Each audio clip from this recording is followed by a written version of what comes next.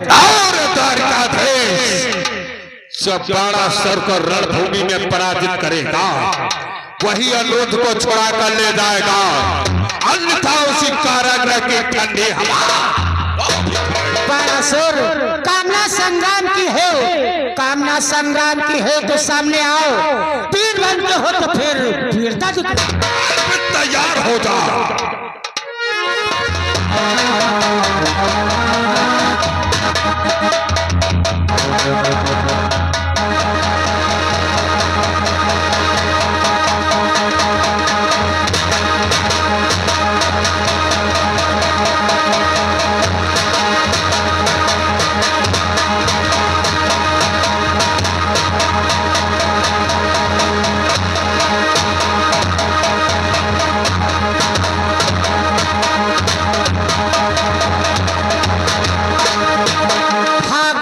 कहाँ कर भागेगा, मैं तेरा पीछा छोड़ूंगा ना।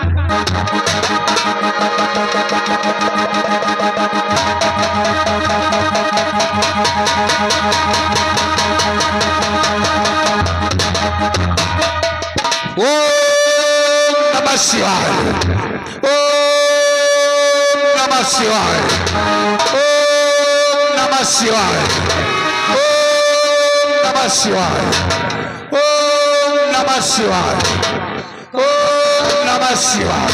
भक्तराज प्रणाम हो भगवान। सदा सुखी रहो। क्यों बालासुर, आखिर मेरा आवाहन किसने किया? हाँ भगवान, आज मेरा द्वारकाधीश से संग्राम चल रहा है और मैं उस रणभूमि से घबराया हुआ हूँ, इसलिए मैंने आपका आवाहन किया है। प्रभु, आपने वचन एवं वरदान दिया था जिस समय तुम पर कोई घोर संकट पड़ेगा मैं आकर प्रत्यक्ष में दर्शन दूंगा और चल करके सहायता करूंगा। भगवान भोलेनाथ, आज मेरे साथ चल करके द्वारकाधीश से संग्राम करो। भगवान ऐसी बात है तो चलो, मैं तुम्हारे साथ चल करके द्वारकाधीश से युद्ध करता हूं। हाँ भगवान आओ।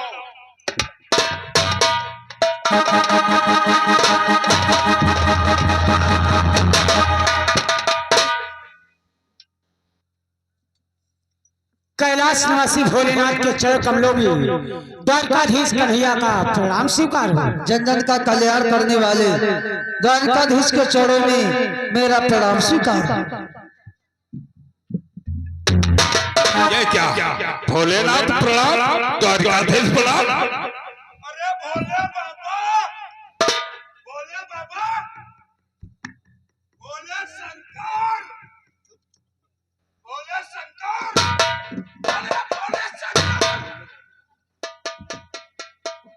ये क्या भगवान भोलेनाथ, आप तो पहले ही शत्रु के चरणों में नतमस्तक हो गए। भगवान नहीं बालासुर, मैं द्वारकाधीश के चरणों में प्रणाम नहीं कर रहा था, बल्कि झुक करके था ले रहा था, क्योंकि द्वारकापुरी वाले छलिया हैं।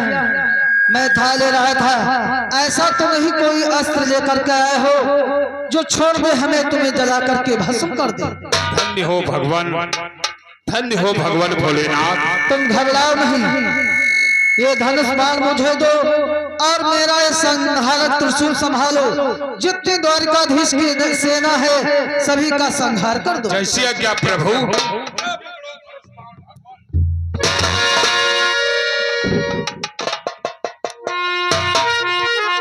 ये आज मैं क्या देख रहा हूँ, जिनके हाथों में हमेशा त्रिशूल व डमरा सुविधान होता था, आज उनके हाथों में धनुष बाण। जन जन का कल्याण करने वाले तुम क्या नहीं जानते हो? तुम तो तन की जानते हो, मन की जानते हो, तुमसे क्या छिपा है? फिर भी अगर पूछ रहे हो तो मैं अवश्य भगवान तुम्हें बता रहा हूँ। बोलो। सोनपुर नरेश बालासुर ये मेरा अनन्य भक्त है। हमने इसे वचन मां वरदान दे रखा है, संकट की घड़ियों में मैं इसकी रक्षा व सहायता करूंगा। आज यो स्थल में मेरा इसने आह्वान किया तो मेरा स्वाभाविक बनता है कि मैं इसकी तरफ से युद्ध करूं। सो मैं बाणासुर की तरफ से युद्ध करने के लिए आया। वाह भोलेनाथ वाह, आज जब हमारा पोता अनुरोध वाराणसी की कैद में बंदी, तब तुम वाराणसी के पक्ष से युद्ध करने के लिए आए हो। शायद तुम्हें नहीं ज्ञात होगा भोलेनाथ, उस समय की बात याद करो जिस दिन तुमने भस्मासुर को वरदान दिया था। भस्मासुर तुम्हें भस्म करके तुम्हारी गौरा को पाना चाहता था। तुम तीनों लोकों में भागे, तुम्हारी सहायता करने के लिए कोई नहीं मिला। अंत में तुम हमारे क्षीर सागर को आए, मैंने तुम्हारी सहायता किया, और आज जब हमारा पोता अनुज वाराणसी के कैद में है, तब तुम वाराणसी के पक्ष से युद्ध करने के लिए आए हो। द्वारकाधीश, एक बार तुमने हमारी क्या रक्षा कर दी, उसका हमें एहसान जता रहे। तुम चाहते हो कि मैं किसी भक्त को वरदान न दूं और वरदान दूं तुमसे पूछ करके दूं। भोलेनाथ, मैं ये नहीं कहता हूँ कि तुम किसी भक्त को वरदान दो, हमसे पूछकर वरदान दिया जाता है तो कुछ सोच और समझ कर। न भूतो न भविष्य, न तो मैं भूतकाल को देखता हूँ, वर्तमान में क्या हो रहा है भोलेनाथ ये भी नहीं जानता है, इसका परिणाम क्या होगा भोलेनाथ ये भी नहीं जानता। समझ गया भोलेनाथ, सब कुछ समझ गया। हे भोलेनाथ, कि तुमने ही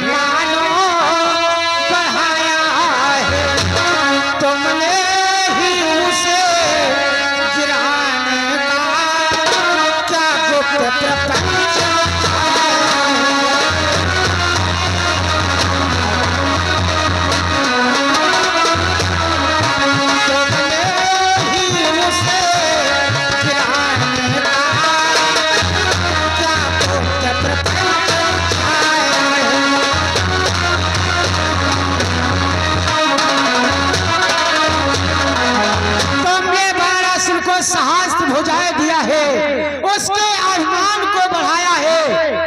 उसके अभिमान को चूर करने के लिए तुमने एक गुप्त प्रपंच रचा रखा है। वो भी बतला दूं भोलेनाथ, कि उषा के तुम पर दायक हो अनुरोध कुंवर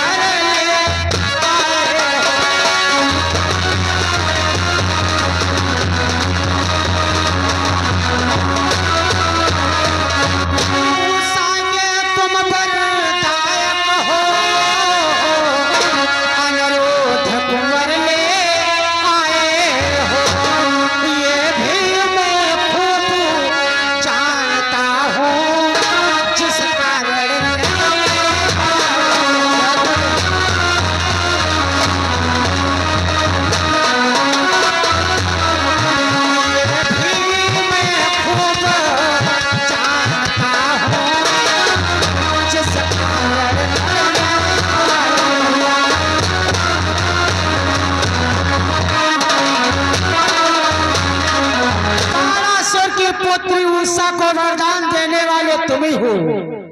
द्वारकापुरी से हमारे पोते अनुज को लाने वाले तुम ही हो। इसलिए आज वाराणसी के पक्ष से हमसे युद्ध करने के लिए आए हो। द्वारकाधीश, हमने ऐसा कुछ भी नहीं किया है, ये झूठे लाछन मुझ पर क्यों लाद रहे हो? मैं द्वारकाधीश वाराणसी की तरफ से युद्ध करने के लिए आया हूँ, इसलिए मुझसे युद्ध करो। हे भोलेनाथ, तुम मेरा कहना मान लो, यहाँ से सीधा कैलाश पर्वत पर चले जाओ, भूतों बैतालों में नाचो, भांग के गोले खाओ, मदिरा पियो, उसी में तुम्हारा कल्याण है। द्वारकाधीश, इसका परिणाम युद्ध ही करेगा, इसलिए युद्ध करो। भोलेनाथ, फिर भी मैं तुम्हें समझा रहा हूँ, ये युद्ध भूमि है, तुम्हारे बस की बात नहीं है। यहाँ से कैलाश पर्वत पर चले जाओ। द्वारकाधीश, मैंने बाणासुर को वचन व वरदान दे रखा है, मैं रणभूमि छोड़ करके नहीं जा सकता, इसलिए युद्ध करो। या तुम्हारी ऐसी इच्छा है तो चलो युद्ध करने के लिए तैयार हो जाओ।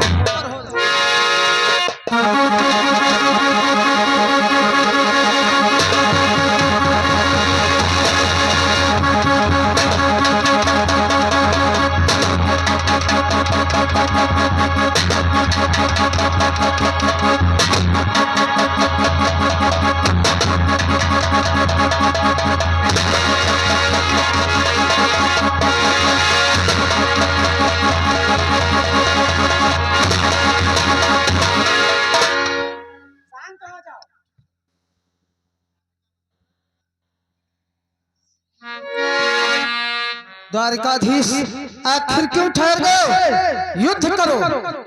ठहर जा भोलेनाथ, हम अपने मन में ये कभी नहीं सोचा था कि वास्तव में आप इतना घमासान युद्ध करने लगोगे।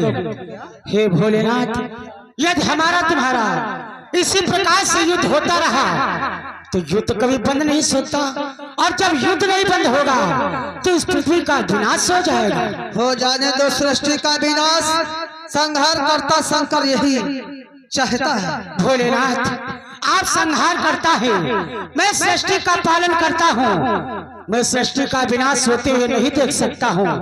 तुम्हें सेवक का पक्ष निभाना है, हमें भूतल का भार घटाना है, झोंकों से झाड़ झाड़ के पतझड़ बहार बनाना है।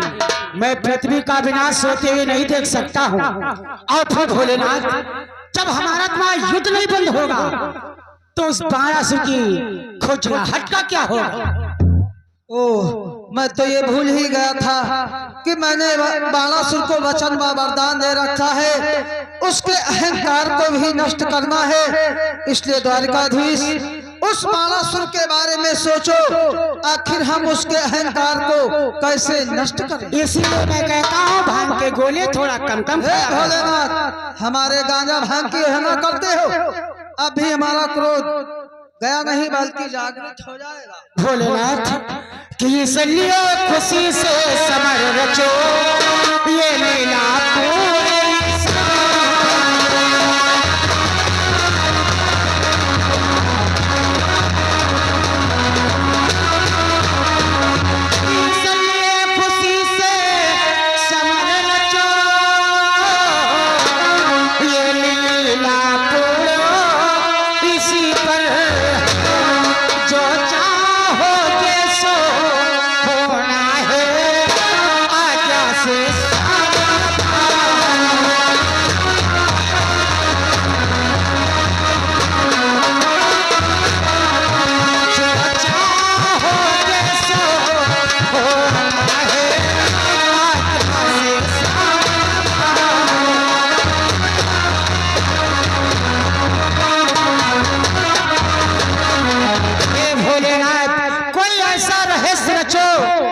जिसमें हमारा तुम्हारा युद्ध भी होता रहे, उस बाणासुर को ज्ञात भी ना हो, उसके अहंकार को नष्ट करना है। हाँ भोलेनाथ, और जो आप कहोगे वो द्वारिकाधीश कन्हैया करने के लिए तैयार है। ऐसी बात है तो हे जगत पिता, हे जगदाधर, आपको कोई भी कष्ट न हो, अभिमान मिटे, बाणासुर का वरदान हमारा नष्ट न हो, उस बाणासुर का अहंकार भी नष्ट न हो, और मेरा वरदान भी। यदि आप ऐसा चाहते हैं तो मैं वैसा ही कार्य करूंगा। उस बाणासुर के अहंकार को भी नष्ट करना है,